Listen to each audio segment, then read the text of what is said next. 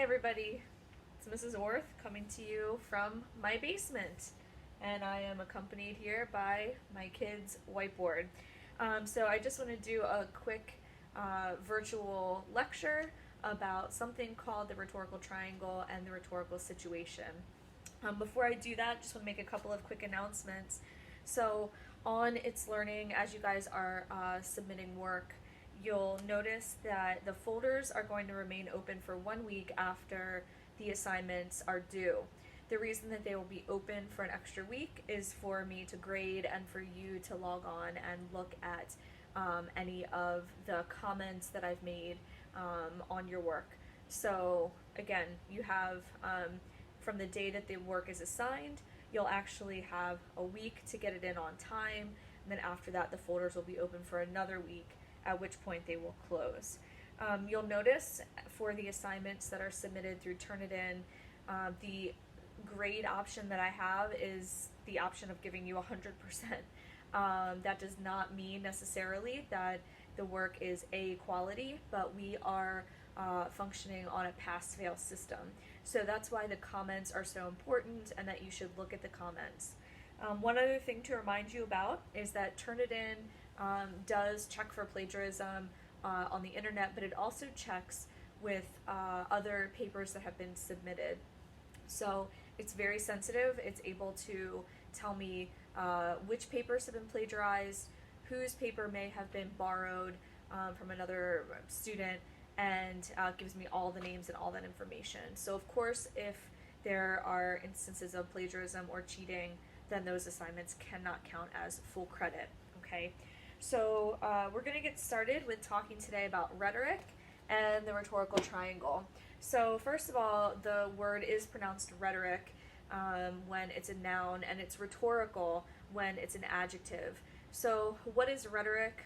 There's a link on the It's Learning page to the evolving definition of rhetoric, but generally it's persuading people through language, whether that's written or spoken. So it's important for you as consumers of language, as listeners, as readers, to be aware of when you are being persuaded or you're being influenced. It's also important for you to become aware of how you can effectively persuade others through the uses of rhetorical appeals and devices. So we're going to start today with talking about this thing called the rhetorical triangle, also known as the rhetorical situation. This actually was a concept that Aristotle invented and coined, and we still use it today. So I would recommend that for this lecture, you may want to grab a notebook, take notes with me, and then forward any questions that you may have for me through Remind, It's Learning, or through email, okay? So I'll do my best to try to be as comprehensive as possible. But I would recommend taking notes, especially if you are planning to take AP English next year, because the AP English teachers begin the first quarter of AP English with a review of rhetoric and a deeper analysis of a rhetorical situations, and the rhetorical essay, the rhetorical analysis essay. All right, so we have the rhetorical triangle, and so at this point it's just a triangle, and the triangle represents the text, okay? So the word text is one that can be used to mean written, spoken, or even sort of commercial, like video text. So it's any message, this object, I guess, that is consumed with a persuasive purpose, okay? So we have this text that is the central focus of the rhetorical situation, and at the 3 points we have 3 parts. Okay, the first is the speaker, okay? Another is the audience, and a third is the message or subject of the text. My kids are distracting me. I'm sorry. That's going to happen frequently throughout this video. Okay, so let's get back to the triangle. So the speaker is obviously either the writer or the speaker of the text, the one who is delivering the message. We then have the audience, who is the recipient of the text, that intended audience, or these sort of future audiences like ourselves who may be reading texts or analyzing texts that were not originally written for us, but from which we can still gather information. And then we have, of course, the message. Okay, what's kind of interesting about this is that this all takes place within a larger historical context. Okay, so I'm going to make that a big circle around the text, and I'm just going to write historical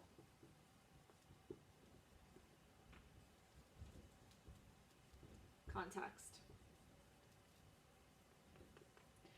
So the text itself, the speech, the letter, whatever it is, the essay, obviously takes place within a historical context. And what I mean by that is you need to be aware of what was happening in the world at the time that the text was composed.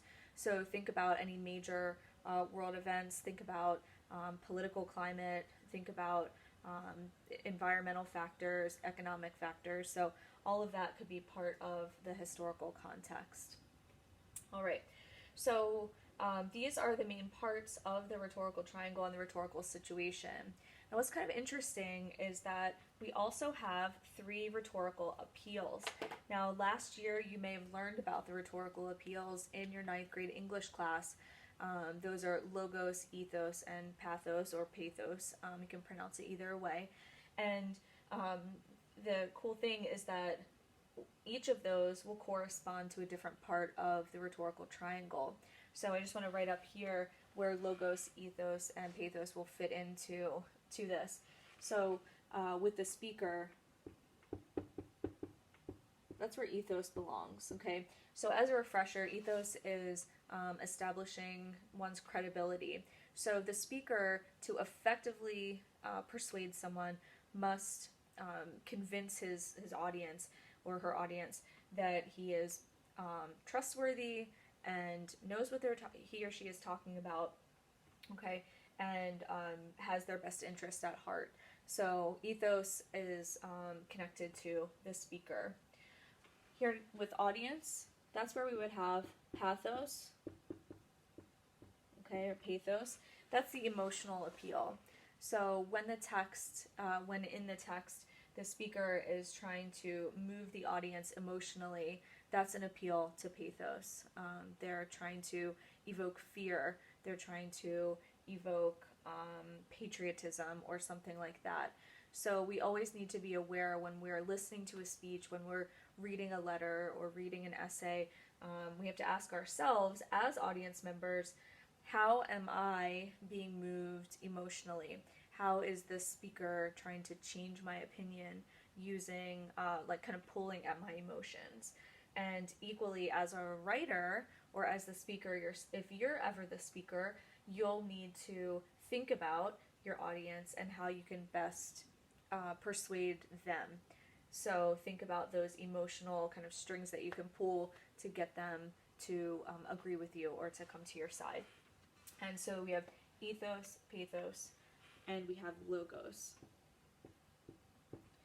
So logos is related to the word logic. That's an easy one to remember. And basically, if your text is going to be persuasive and you're really going to change people's minds, then obviously you have to use logic. So this is where in your message as a writer or a speaker of a text, you would want to make sure that you have facts, statistics, a sound argument.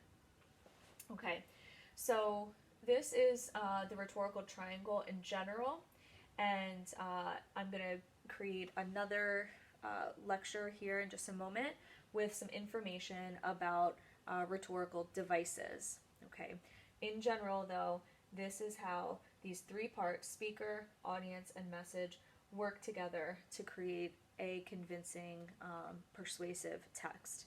Again, remember, we also have this piece over here, the historical context. So that speech, that letter, whatever that text is, yes, there's a consideration of the speaker, the audience, and the message, but it all takes place within the broader historical context. So Ideally, just as a side note, before I end this, ideally, if your text is going to be effective and persuasive, you'll want to consider all three appeals. So, as a writer or as a speaker, you want to make sure that you are trustworthy. That's your ethos, right? You want to make sure that you've considered your audience and you've thought about how you can pull them to your side with their emotions. What emotion is really going to be the best one to sort of activate to get them to come to your side?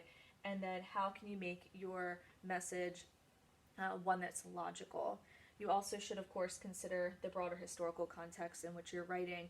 Think about people's political leanings, think about current events, and that is the best way to make your speech, your letter, your essay the most persuasive that it can be.